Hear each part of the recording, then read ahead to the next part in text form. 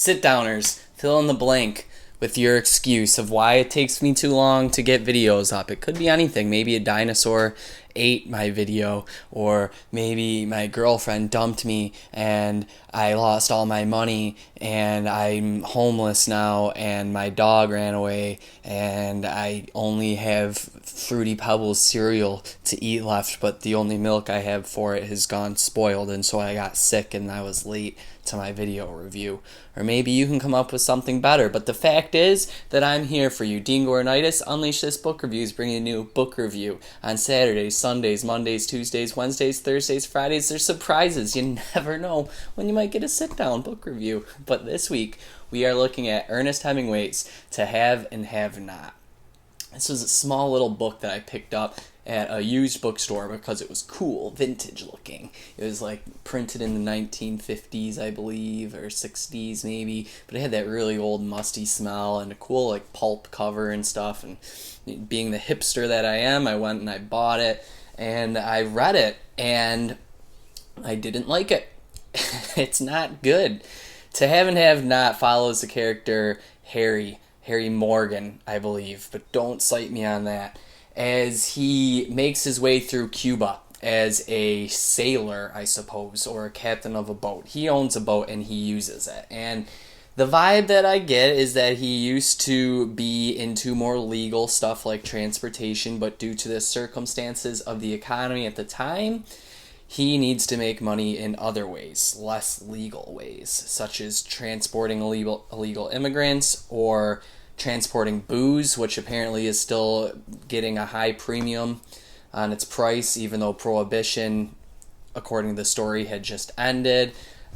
Whatever it takes, he needs money to make ends fit to be able to take care of his family. And the story bases around the adventures that happen, and there's murders and gunshots, but for the most part, it's really bland and boring.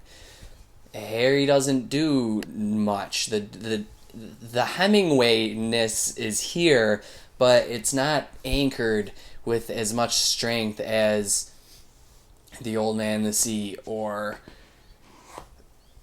I don't know, For Whom the Bell Tolls, his famous stuff. This here more seems to just fumble and bumble about and not really find a cohesive point to base the story around. Now, based on a little research I did after reading the story, I prefer doing my research after reading.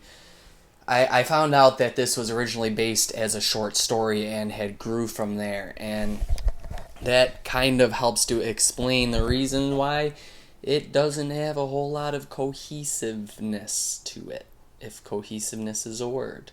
I also found out that Hemingway considered it one of his worst books he ever wrote. I guess he pretty much said it was garbage.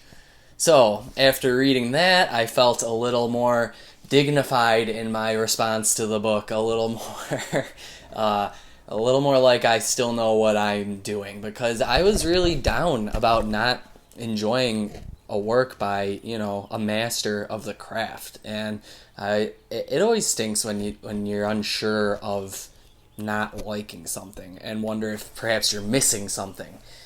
Those feelings. Glad to see that Hemingway felt the same way about me as his book. So I have to say, for you guys out there, unless you've read practically the rest of the entire Hemingway collection, I wouldn't bother with this one. Unless you're a Hemingway fanatic and you've completed all the big names, maybe you might want to try this one just for a little bit extra, but other than that, I'd stay away. It's not really worth it. Yeah. So, until next week, give you another book review. Who knows when? I'll see you then, though. All right? Take care of yourself.